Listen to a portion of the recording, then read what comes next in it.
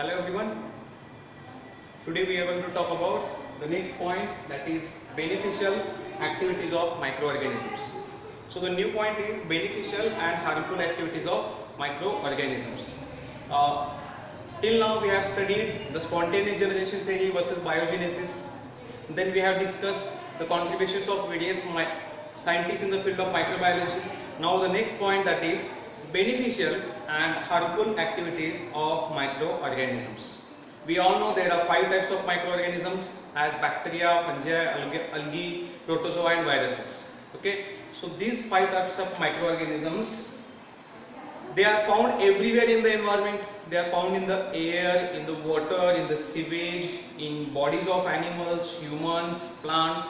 Everywhere we can find the microorganisms.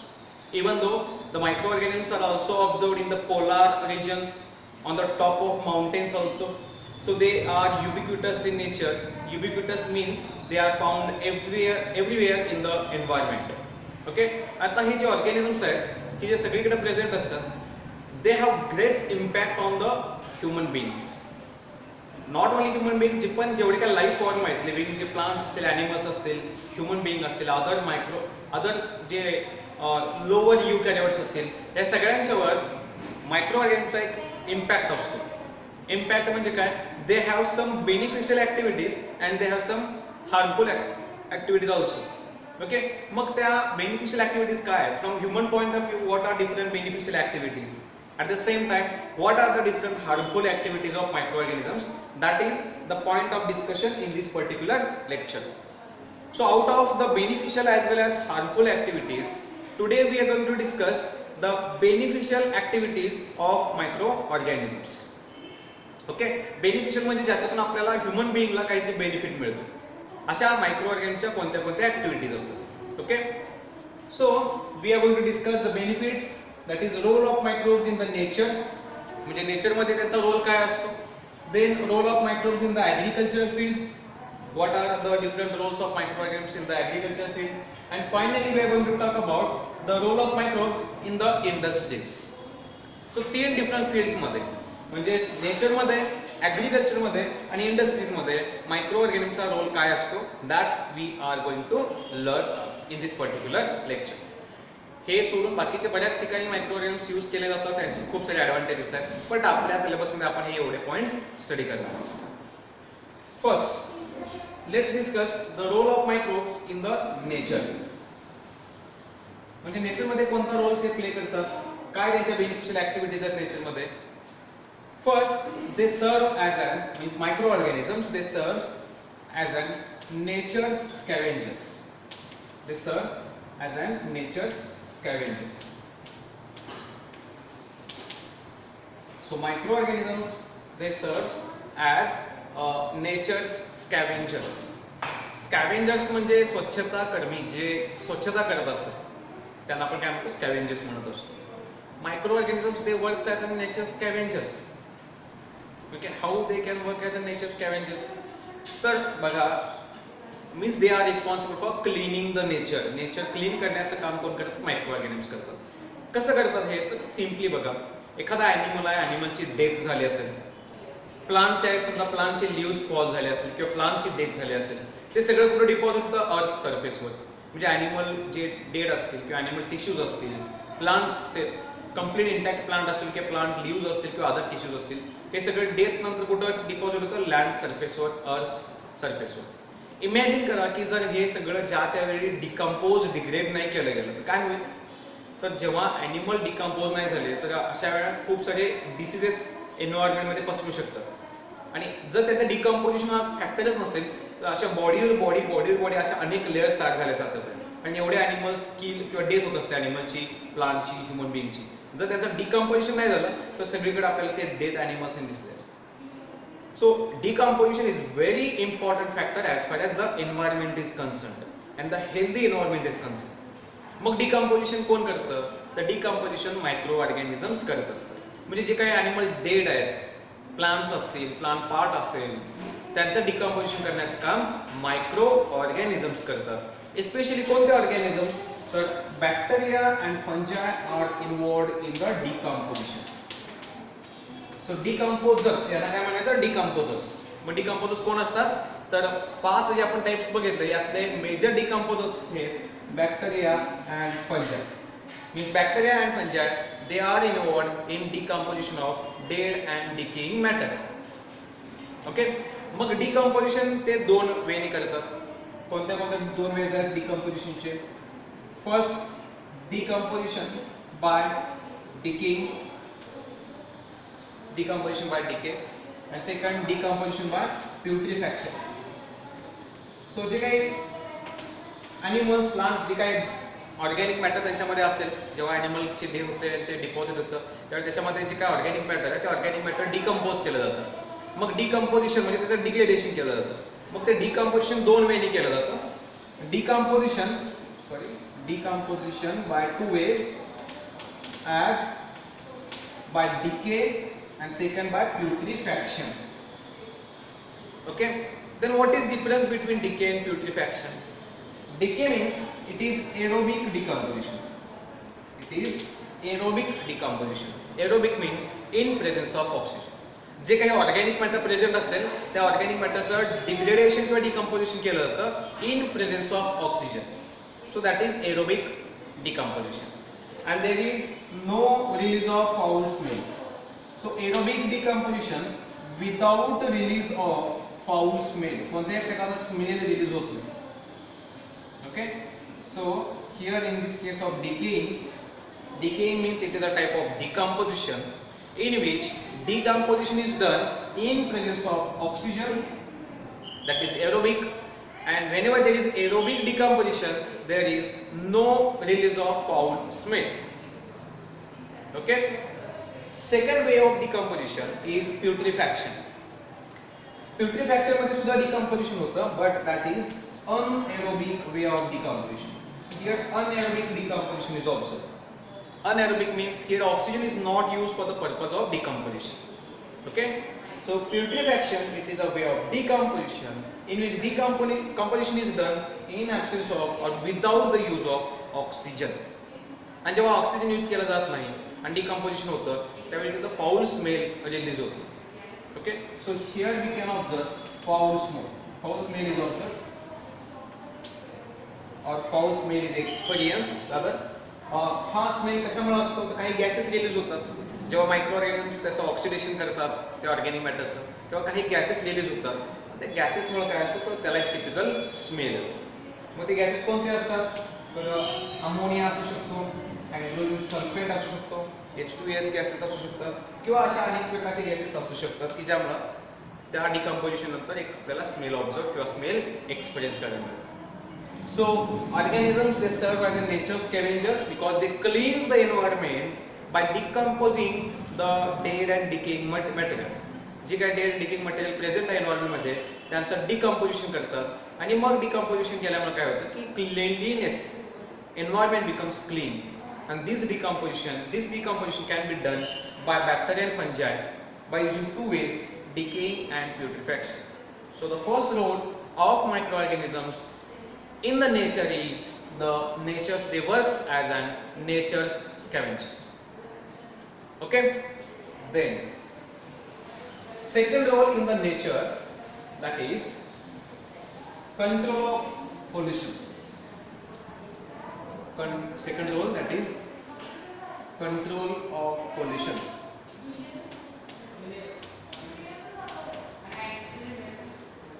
Organisms are involved in the control of pollution. Okay. Control of pollution म्हणजे काय तर nature मध्ये we can observe the large number of man-made pollutants. Human बीइंगच्या इंटरफरन्समुळे खूप सारे pollutants नेचरमध्ये release होतात, तयार होत असतात. Okay. Example petroleum products. We can observe some petroleum products. Petroleum products contains hydrocarbons. Okay. So petroleum products are observed in the nature as well as we can observe pesticides. तुम्हाला सगळ्यांना माहिती असेल की agriculture field मध्ये pesticides use केले जातात आणि त्यामुळे खूप सारे कॉम्प्लिकेशन्स रिझल्ट डेव्हलप होत असतात. पेस्टिसाइड्स असतील, इन्सेक्टिसाइड्स असतील, पेट्रोलियम प्रोडक्ट्स असतील, हेवी मेटल्स असतील. हेवी मेटल्सला आपण पॉल्युटंट नको तर आपण नंतर बघूया. तर हे सगळे पॉल्युटंट्स ह्युमन किंवा मॅनमेड असतात आणि हे मॅनमेड पॉल्युटंट्स डिग्रेड करण्याचं, नेचरमध्ये डिग्रेड करण्याचं काम कोण करतात, तर मायक्रो ऑर्गॅनिझम्स करत असतात. That's why they are supposed to play a role in the control of pollution. So microorganisms, they are responsible for control of pollution. कसं पोल्युशन कंट्रोल करतात, तर जे काही मॅनमेड ॲक्टिव्हिटीमुळे पेट्रोलियम प्रोडक्ट्स तयार झाले असतील, पेस्टिसाइड्स असतील, इन्सेक्टिसाइड्स असतील, अदर केमिकल पोल्युटंट्स असतील, या सगळ्यांना डिग्रेड करण्याचं काम हे मायक्रो ऑर्गॅनिझम्स करतात. याचा अर्थ असा की they are responsible for reducing the level of pollution. Okay, there is a concept मला माहिती असेल सगळ्यांना, that is called bioremediation. Bioremediation, remedy to pollution. आणि तो रेमेडी कोण असतो, बायोलॉजिकल एजंट, म्हणजे लिव्हिंग थिंग. म्हणजे पोल्युशन आहे, पोल्युशन कंट्रोल करायचं आहे, पोल्युशनची इंटेन्सिटी रिड्यूस करायची आहे. आणि ते रिड्यूस करण्यासाठी जेव्हा आपण मायक्रो ऑर्गॅनिझम्स यूज करतो, that is called a bioremediation. So what is bioremediation? In simple terms, we can define it as the use of microorganisms to control the pollution caused by various pollutants. That is bioremediation. तर बायोरेमिडिएशनमध्ये आपण मायक्रोऑर्गॅनिझम्स use करू. आता काही organisms आपण genetically modified organisms use करू. we use nowadays genetically modified microorganisms. Genetic engineering करून आपण त्या ऑर्गॅनिझममध्ये काही चेंजेस करतो आणि त्यांची जी इफिशियन्सी आहे, कसली इफिशियन्सी, हे सगळे पोल्युटंट्स डिग्रेड करण्याची, ती वाढवतो आपण. काही जीन्स इंट्रोड्यूस केले जातात त्याच्यामध्ये त्यांची ॲबिलिटी इन्हान्स करण्यासाठी. सो काही जेनेटिकली मॉडिफाईड ऑर्गॅनिझम्स आपण ते यूज करतो. कशासाठी यूज करतो? To degrade petroleum products, to degrade pesticides, to degrade insecticides, to degrade heavy metals, okay, to degrade other chemicals and chemical substances. हे सगळे डिग्रेड करण्यासाठी आपण काही जेनेटिकली मॉडिफाईड ऑर्गॅनिझम्स यूज करतो आणि that concept is called bioremediation. So याचं meaning काय? याचं मिनिंग असा की micro organisms they plays a very important role in control of pollution. Okay, so this is a second beneficial activity of micro organisms. अजून एक concept सांगतो मी out of box. असे ऑर्गॅनिझम्स आता सर्च केले जात आहेत की जे ऑर्गॅनिझम्स फक्त CO2 carbon dioxide as a source of carbon म्हणून यूज करतात. हां, असे खूप सारे ऑर्गॅनिझम्स आहेत, पण असे ऑर्गॅनिझम्स की जे फक्त CO2 यूज करणार, बाकीचे कोणतेही अदर कार्बन सोर्सेस यूज करणार नाहीत, असे ऑर्गॅनिझम्स आज जेनेटिकली फॉर्म केले जातात, आयडेंटिफाय केले जातात. याचा पर्पज काय? तर ग्लोबल वॉर्मिंग नावाचा एक कन्सेप्ट तुम्हाला माहिती असेल की CO2 कॉन्सन्ट्रेशन ॲटमॉस्फिअरमध्ये इन्क्रीज झाल्यामुळे टेम्परेचर वाढायला लागेल आणि मग ते ग्लोबल वॉर्मिंगचा इफेक्ट रिड्यूस करण्यासाठी असे जर ऑर्गॅनिझम्स आपण यूज केले, प्रोड्यूस केले, which uses CO2 as a carbon source, then we can reduce the level of CO2. Ultimately, we can be able to reduce the effect of global warming also. So these are the roles of microorganisms in controlling pollution.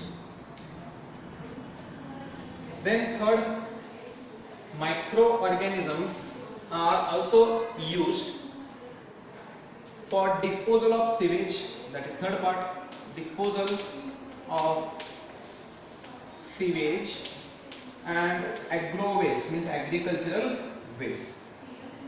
So we can use microorganisms for disposal of sewage and agro waste. Sewage म्हणजे जे household domestic जे waste water बाहेर पडतं, domestic waste water किंवा industrial waste water जे effluent म्हणतो आपण, ते जे इंडस्ट्रियल वेस्ट वॉटर असेल किंवा हाऊसहोल्ड जे वेस्ट वॉटर असेल, ते जे सगळं वेस्ट वॉटर आहे किंवा ॲग्रिकल्चरल जे काही वेस्ट असेल, ॲग्रिकल्चर रन ऑफ असेल किंवा जे अदर वेस्ट आहे, ते सगळं डिकम्पोज करण्यामध्ये मायक्रो ऑर्गॅनिझमचा एक मेजर रोल असतो. So microorganism they plays a very important role in degradation और decomposition of sewage as well as agricultural waste. कारण सिवेज वेस्ट म्हणजे हाऊसहोल्ड जे वेस्ट असतं, that is purely compose of organic matter. त्याच्यामध्ये organic matter असतो.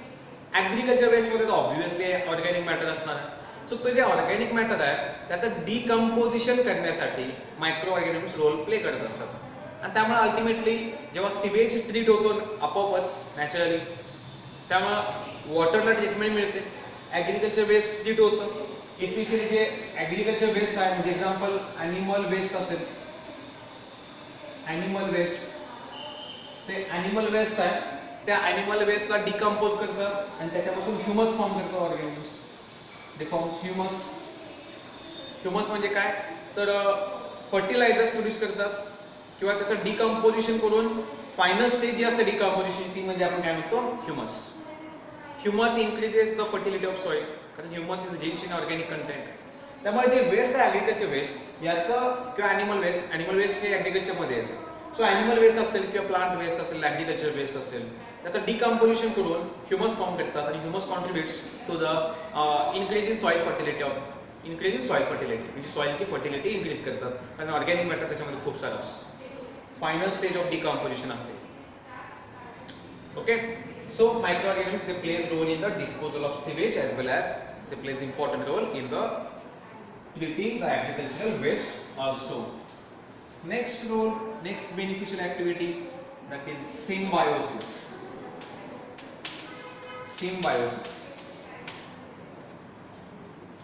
Symbiosis सगळ्यांना माहितीच आहे सिम्बायोसिस म्हणजे काय असतं. जेव्हा दोन ऑर्गॅनिझम्स एकत्र राहतात आणि दोघांनाही काहीतरी बेनिफिट मिळतो that is called as symbiosis. So it is an association between two living things in which both partners are benefited. That kind of association is called a mutualism किंवा त्याला आपण एक कॉमन टर्म यूज करतो symbiosis. तसं बघितलं तर symbiosis खूप broad word आहे. सिम्बायोसिस मध्ये सगळे मायक्रोबियल इंटरॅक्शन आपण स्टडी करतो. बट ओव्हरऑल आपण जेव्हा सिम्बायोसिस म्हणतो तेव्हा त्याचा मिनिंग असा असतो की two partners are benefited. They lives in association with each other and more importantly they gets benefit from each other. That is called as symbiosis. Example the ruminant bacteria. Ruminant bacteria म्हणजे the bacteria which lives inside the rumen of animals. Animals जे स्टमकचा first chamber असतो त्याला आपण rumen म्हणतो. Okay स्टमकचा part आहे ना त्याचा first chamber rumen. Rumen मध्ये काही बॅक्टेरिया असतात स्पेशली जे कॅटल्स असतात बघा काऊज बफॅलोज. सो त्यांचे जे स्टमक मध्ये सेल्युलेजेस एन्झाइम्स कमी असतात किंवा नसतात आणि तुम्हाला माहिती असेल की जेव्हा ते ग्रास किंवा जे अदर फॉडर असतं त्यांचं त्याच्या फीड करतात त्यावेळी त्याच्यामध्ये सेल्युलोज असतो कारण plant cell wall is made up of cellulose. तर सेल्युलोज डिग्रेड करण्याची ॲबिलिटी त्यांच्यामध्ये नसते. मग अशा वेळी the bacteria which are present in the rumen they produces cellulolytic enzymes and with the help of those cellulolytic enzymes the cattles can be able to consume those cellulose as a source of carbon. तर cellulose डिग्रेडेशनची ability त्यांच्याकडे नाही आहे पण तरी देखील त्यांना cellulose use करायचा असतो कारण त्यांचा फॉडर हा सेल्युलोज पासून बनलेला असतो. मग अशा वेळी the bacteria which is present in their rumen these bacteria they help the animal to utilize the cellulosic material.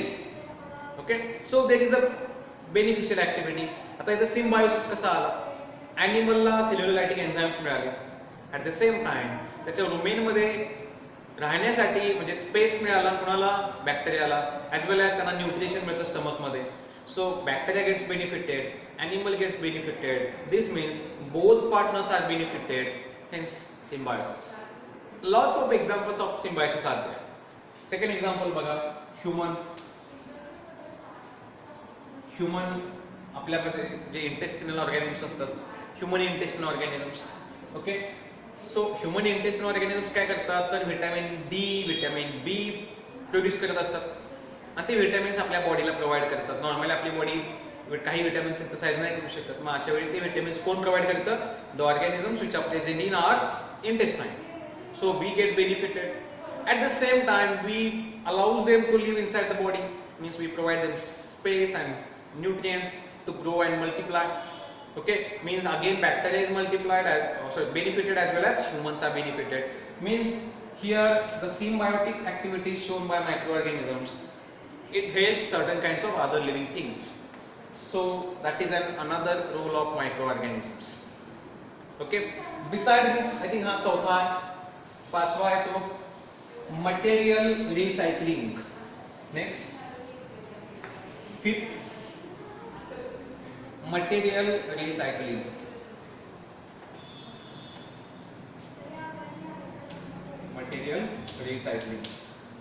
तर मटेरियल रिसायकलिंग म्हणजे काय कसं असतं बघा तर मगाशी मी सांगितलं समजा एखादा ॲनिमल असेल आता एक महत्वाचं हवं, रिसायकलिंग म्हणजे काय असतं? फोटोसिंथेसिस कोण करतं? प्लांट करतं. सनलाईटची एनर्जी कॅप्चर करून ते काही सबस्टन्सेस सिंथेसाइज करतात, म्हणजे light energy is converted to chemical energy. प्लांटवर कोण फीड करतं? ॲनिमल्स. म्हणजे ते जे न्यूट्रिएंट्स सिंथेसाइज केलेले आहेत those get transferred in the animals. ॲनिमलची डेथ झाली, ॲनिमलची डेथ झाल्यानंतर ॲनिमल डिकम्पोज केले जातात. डिकम्पोज केला तर एखादा इमॅजिन करा की ॲनिमल आहे, आपण ॲटमॉस्फिअर म्हणतो बघा, there is 78% nitrogen, we call 0.03% CO2. Okay, so आपण हे सगळे म्हणतो एलिमेंट्स प्रेझेंट असतात ॲटमॉस्फिअरमध्ये.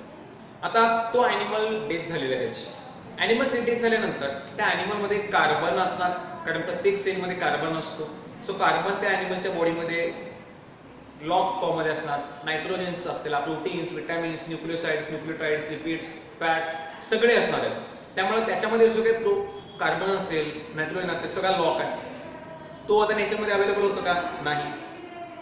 मग अशा वेळी microorganisms they plays very important. Micro ऑर्गॅनिम्स काय करतात तर ते जे ॲनिमलचं डिकम्पोजिशन करतात, प्रोटीनचं कन्वर्जन अमोनिया अमिनो ॲसिड्समध्ये, अमिनो ॲसिड्सचं कन्वर्जन अमोनियामध्ये, आणि अमोनियापासून फायनली नायट्रोजन रिलीज होतो. बघा, they decompose the body, they convert protein to amino acids.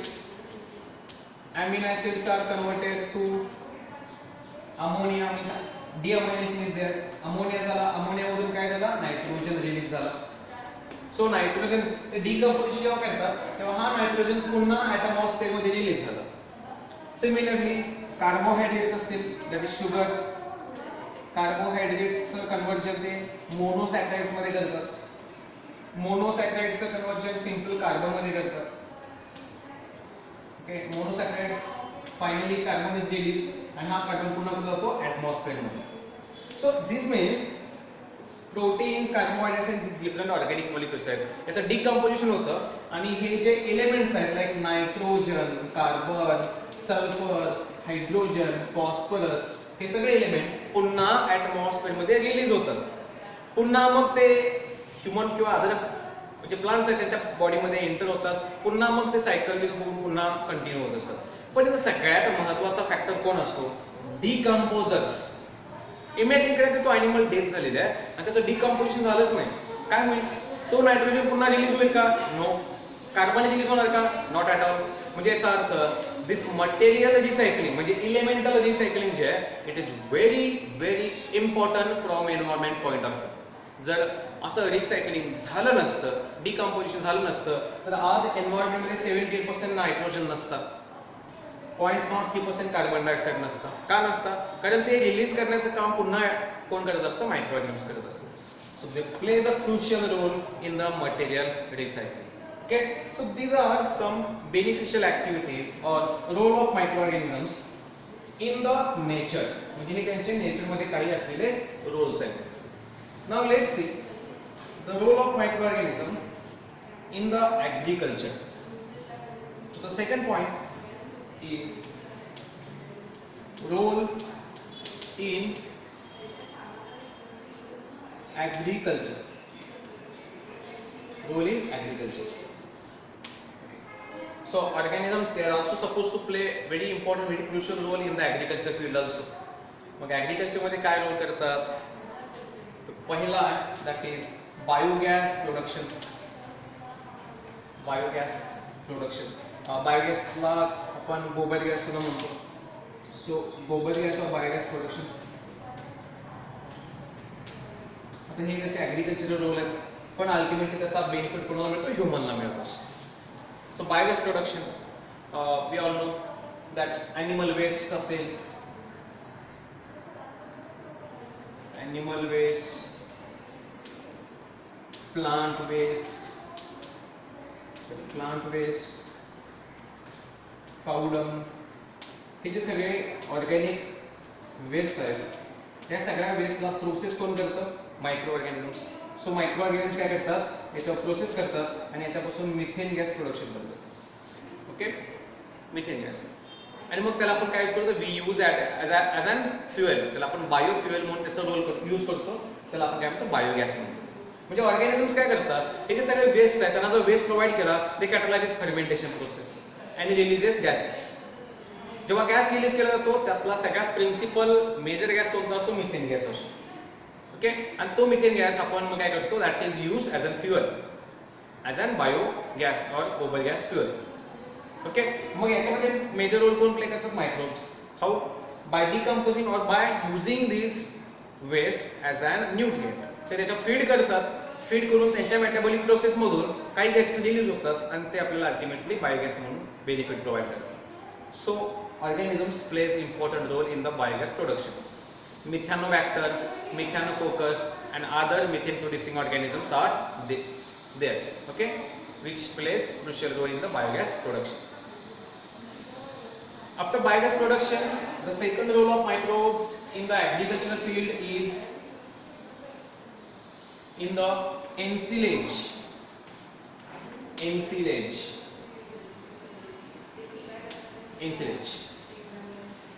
म्हणजे काय, तर जे ॲनिमल फीड असतं, ॲनिमल फीड म्हणजे चारा गवत जे काय असेल ते ॲनिमल फीड काय केलं जातं, तर आपल्याला माहिती आहे की एखाद्या ठिकाणी एखाद्या बंद खोलीमध्ये ते ॲनिमल फीड आपण स्टोअर करत असतो. कारण मग बऱ्याच वेळा म्हणजे पावसाळ्यामध्ये जे ॲनिमल फीड मिळतं ते ॲनिमल फीड उन्हाळ्यापर्यंत टिकवायला लागतं आणि उन्हाळ्यामध्ये थोडा चारा गवत कमी मिळतो. मग अशा वेळी त्यांना ते स्टोअर करून ठेवावं लागतं. मग ते स्टोअर एखाद्या बंद खोलीत केलं जातं. मग अशा वेळी ते सडू नये किंवा त्याचं पुन्हा डिकम्पोजिशन होऊ नये यासाठी मायक्रोब्स त्याच्यामध्ये इम्पॉर्टंट रोल प्ले करत असतात. मग जे फॉडर आहे, the fodder which is stored in a sealed room that is called as ensilage. त्याला सिलेज म्हणतो आपण. सिलेज म्हणजे काय केलं जातं, जो चारा गवत असेल ते कट केलं जातं आणि मग त्याच्या अशा पेंड्या बांधून ते स्टोअर करून ठेवलं जातं. Okay, that is called silage. आणि हे सिलेज प्रिझर्वेशनसाठी कोण इम्पॉर्टंट रोल प्ले करतात, तर मायक्रोब्स. हाऊ, अगेन तुम्हाला प्रश्न पडला असेल की मायक्रोब्सचा रोल काय असतो ते प्रिझर्वेशन करण्यासाठी सिलेजमध्ये. तर मायक्रोब्स काय करतात, ते feeds upon the organic matter present in the feed. म्हणजे जे फॉडर आहे, ॲनिमल फीड आहे, त्या ॲनिमल फीडमध्ये जे काय ऑर्गॅनिक मॅटर आहे त्याच्यावर ते फीड करतात आणि ते प्रोड्युसेस ॲसिड. आणि त्याचे काय टोटल फॉडर आहे, जे काय फीड आहे त्याला ॲसिडिफाय करतात, त्याचं ॲसिडिफिकेशन करतात. आणि ॲसिडिफिकेशन केल्यामुळे त्यांचं डिकम्पोजिशन इझिली होत नाही. म्हणजे डिकेइंग जे त्याची सगळ्याची प्रोसेस जी आहे ती काय होते, थोडीशी रिड्यूस होते. म्हणजे अशा रीतीनं ते जे सिलेज आहे, जे फॉडर आहे, that can be preserved for longer time with the help of micro organisms. So microorganism by producing acid they helps a role in preservation of silage, that is an ensilage. Role of microbes in the field of agriculture. Clear? समझते? Good. Now next application or next benefit in the soil fertility. Microbes in soil fertility. So how microbes can contribute to increase the soil fertility? That is the question. Soil fertility कसा increase करतात? तर मगाशी मी तुम्हाला सांगितलं होतं बघा की animal waste, काऊ डंग waste त्याचं डिकम्पोजिशन करतात, ह्युमस फॉर्म करतात. Humus contains organic matter. Humus जे काही ॲनिमल वेस्टचं डिकम्पोजिशन झाल्यानंतर सगळ्यात शेवटची स्टेप जे काय प्रोड्यूस होतं त्याला आपण ह्युमस म्हणतो. आणि humus is rich in organic matter. So त्याच्यामध्ये नायट्रोजन पण असतो, फॉस्फरस पण असतो, पोटॅशियम पण असतो. So that contributes to increase in soil fertility. Besides this, there are some nitrogen fixing bacteria or nitrogen fixing organisms. Nature मध्ये खूप सारे नायट्रोजन फिक्सिंग ऑर्गॅनिझम्स असतात. पहिला नायट्रोजन फिक्सेशन म्हणजे समजलं पाहिजे आपल्याला. Atmospheric nitrogen is reduced and converted to ammonia. So simply reduction of atmospheric nitrogen into ammonia can be called as a nitrogen fixation. कारण ॲटमॉस्फिअर मधला जो नायट्रोजन आहे तो आहे तसा प्लांट यूज करू शकत नाहीत. प्लांटला कुठला फॉर्म लागतो, नायट्रेट लागतो. मग पहिल्यांदा नायट्रोजन फिक्सेशन करून काय फॉर्म केला, अमोनिया. अमोनियाचं नायट्रिफिकेशन होतं नायट्राइट NO2 आणि नायट्राइटचं ऑक्सिडेशन होतं काय फॉर्म होतं, नायट्रेट. आणि हा नायट्रेट फायनली कोणाला प्रोव्हाइड केला जातो, प्लांट. सो ॲटमॉस्फिअर मधला नायट्रोजन आहे तसा प्लांट यूज करू शकत नाही. मग प्लांटला ते मिळणार कसं, तर सॉइल मध्ये there are some bacteria, some microorganisms which are known as nitrogen fixing organisms. ते काय करतात, नायट्रोजनचं फिक्सेशन करतात, मीन्स रिडक्शन करतात कशामध्ये, अमोनियामध्ये. So here nitrogen fixing bacteria are there. नंतर अमोनियाचं कन्व्हर्जन नायट्राइट मध्ये होतं. नायट्राइट मध्ये nitrate can be taken up by the plant, कारण हा त्यांच्यासाठी सगळ्यात सुटेबल फॉर्म असतो, सोल्युबल फॉर्म असतो. आणि मग हे प्लांट युटिलाइज करतात. मग प्लांट मधून तो नायट्रोजन कुठे जातो, ॲनिमल मध्ये. मग ॲनिमल मधून कुठे जातो, डिकम्पोजर्स. मग डिकम्पोज फायनली तो कुठे रिलीज करतात, ॲटमॉस्फिअर मध्ये. Cycle continues. बट अल्टिमेटली और मोर इम्पॉर्टंटली सॉइल मध्ये नायट्रोजन ॲटमॉस्फिअर मधला फिक्स करण्याचं काम कोण करतात, बॅक्टेरिया. आणि सगळ्यांना माहितीच आहे की जर सॉइल मध्ये नायट्रोजन हाय कॉन्सन्ट्रेशन मध्ये असेल तर आपण त्याला फर्टाईल सॉइल म्हणतो. जेव्हा सॉइल मध्ये न्यूट्रिएंट जास्त असतात त्याला आपण फर्टाईल सॉइल म्हणतो. So nitrogen fixing bacteria, humus producing bacteria, there are some phosphate solubilizing bacteria, PSD म्हणतो आपण त्यांना. सो फॉस्फेट सोल्युबलाइज करण्याचं काम, पोटॅशियम सोल्युबलाइज करण्याचं काम, नायट्रोजन फिक्सेशन करण्याचं काम किंवा ह्युमस प्रोडक्शन करण्याचं काम, हे सगळं कोण करतात, micro organisms. So if suppose the concentration of nitrogen, phosphate, potassium and other elements increase in the soil, that time the soil is supposed to be fertile soil, for which the role is played by microorganisms. So organisms have a role in the increasing the soil fertility. Okay, so soil fertility मध्ये organisms role असतो. And final application of microorganisms in the agriculture field is biopesticides. Biopesticides. So some bacteria are used as a biopesticide. We all are very well aware of it.